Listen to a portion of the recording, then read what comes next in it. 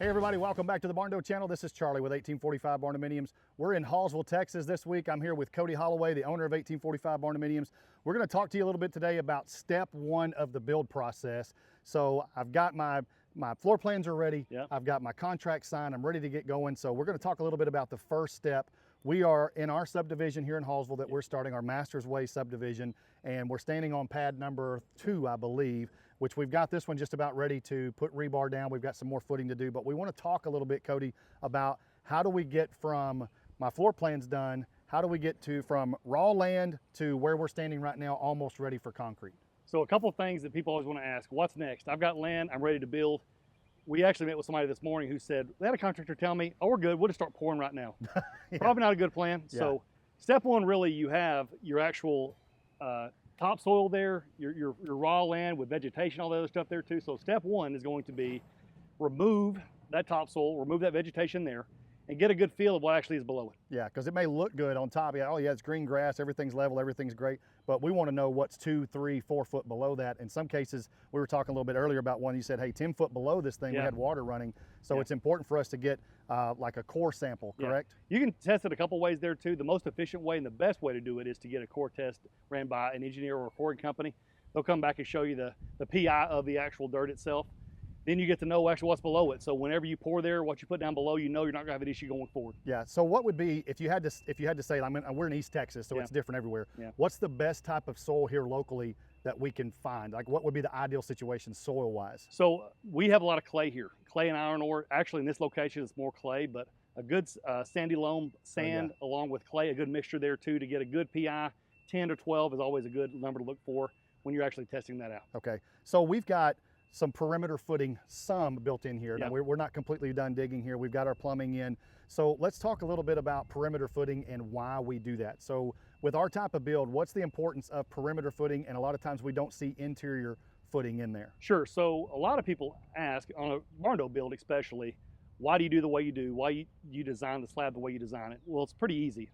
We don't do load bearing walls. We talk about that all the time. Yeah. In most cases, there are times there are load bearing, but 90% of the time there's not. All the weight is concentrated on the outside. So where your columns are, your I-beam, your steel structure, that's where all your weight's at. So as long as you're able to capture all the weight in those areas there, that's how it solves that problem. So our perimeter beam or footer is 12 by 12, No, right? 12 by 18. 12 by 18. Yeah. See, I don't know everything, of course. Now, talk to me a little bit about where those I-beams are placed and where we see those anchor bolts. What do we do there that's different than just our regular perimeter beam? So you actually do a little mini pier. So sometimes a 2 by 2 by 2, sometimes a 3 by 3 by 3, or even deeper. It depends on the height of the building, the width of the building, what kind of load you're getting, what kind of reactions you're going to get. But essentially, you're trying to capture all that weight on those few points. And if you do that there too, it all ties together with rebar and what you're doing there too. It actually enables you to get that point. So there's no real cookie cutter form to that. It just depends on the size of that I-beam and what's going on with the building itself. So it's individual. There's a minimum of what you want to do for sure. Okay. But it can grow up as I've done 18-foot piers before. I've done a 2-foot wide, 5-foot deep perimeter beam. Wow. It just depends on, again, height and width is going to affect what you're doing with your slab there too. So a lot of that has to do with, again, the loads on what the building's pushing out, and when you have a real heavy wind, what it's doing to the building itself. Okay. So form boards. Yeah. So we're standing inside one of the slabs here. We've got our form boards up here. We've got some other pads ready, but we don't have form boards up. So I'm seeing 2 by 6s. Yeah. Correct? So why 2 by 6s, not maybe 2 by 4s? Yeah, so we pour on the top of slab, a 4-inch slab in most of our builds, sometimes 6, most of the time 4 for our area for what's there. Below that, you're going to have lots of concrete below. So those form boards are actually 5.5 inches tall. So we level top of elevation there, and then we dig down below that there too to achieve the actual depth of the footing. Okay, awesome. So plumbing wise, in this layout, we've got 3 bedroom, 2 bath.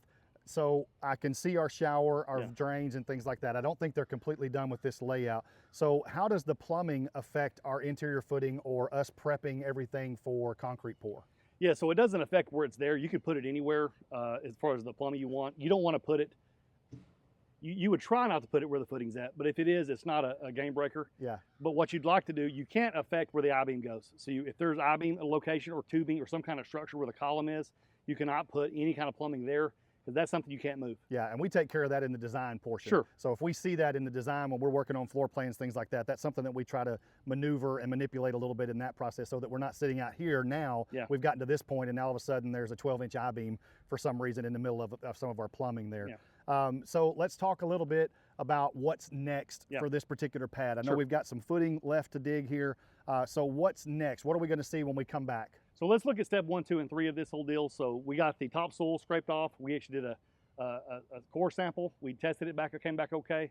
Now we actually get the form boards up for plumbing to come in and do their part there too. So you really don't want to put your perimeter beams or interior beams or column bases if you're having done plumbing yet, because all they're going to do is dig it back up and fill it back up there too. So get the form boards up without the sheet ledge. We haven't talked about that yet. Yeah, we have not. They'll measure that part out there too, put the plumbing in, and then once that's done, everything gets checked. If you're inside of a city, they'll actually inspect it before it gets covered up. That's really common inside of a city. They'll cover that part up there too. Now it's time for the fun part, digging the footings and the piers based on the slab design. Once that part's done, we put down a 6 mil poly, which actually prevents water seepage from vapor barrier. Yeah, the vapor barrier there too. So that's a question a lot of people ask, why you do that here in East Texas. So concrete, the dirt below the concrete actually the water can be pulled out of it, which doesn't allow it to cure properly. Yeah. So what that vapor barrier does is actually holds that moisture in there too, and it protects it long term from the soil getting wet underneath it, getting back to the slab. Because concrete is porous. It is porous. Correct. So we don't want moisture seeping up from the bottom side of that concrete for sure. Yeah. So that's the next step on that. The poly down, then you go your extra rebar. So most of our builds are a number 3 or 3/8 rebar or number 4 or 1/2 inch rebar. Yeah. We do that on 18-inch centers. So you'll see it in the video that we're going to show you now. It looks like squares. So the terminology we do is 18-inch on center each way. It's just squares everywhere that's there. Now in the footing itself, we do a minimum of number 5 rebar, which is 5/8. 4 pieces of those running the perimeter itself too to capture what's there too, and they're actually all tied together with and that's just for strength. That is right? for strength. That's for strength of the concrete slab. So we don't just pour concrete in there and leave it alone. That rebar is for reinforcement or strength for the slab overall. So that part's done there too. We put chairs underneath the rebar, so it sits at approximate height off of the actual dirt. And once that's done, it's time to it's pour day. We usually do it early. You don't want to pour it too hot, which in Texas now it's getting hot.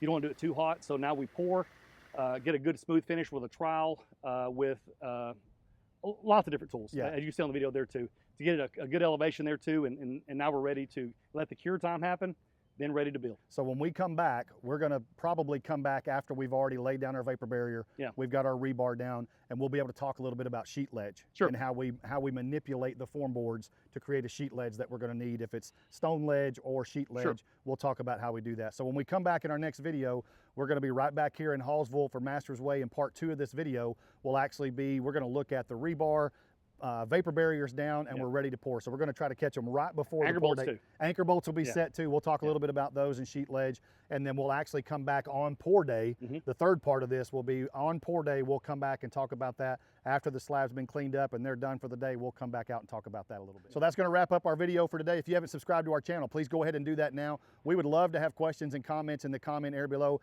If you have questions about something that we've covered today, let us know. We'd love to answer it in the next video or videos after that. Don't forget our social media outlets and of course our website, 1845barndominiums.com. If you or anybody else you know is interested in making their dream home a reality, we would love to talk to you about how we can make that happen from design to completion. I'm Charlie, this is Cody. We'll see you guys again next time on the Barndo channel.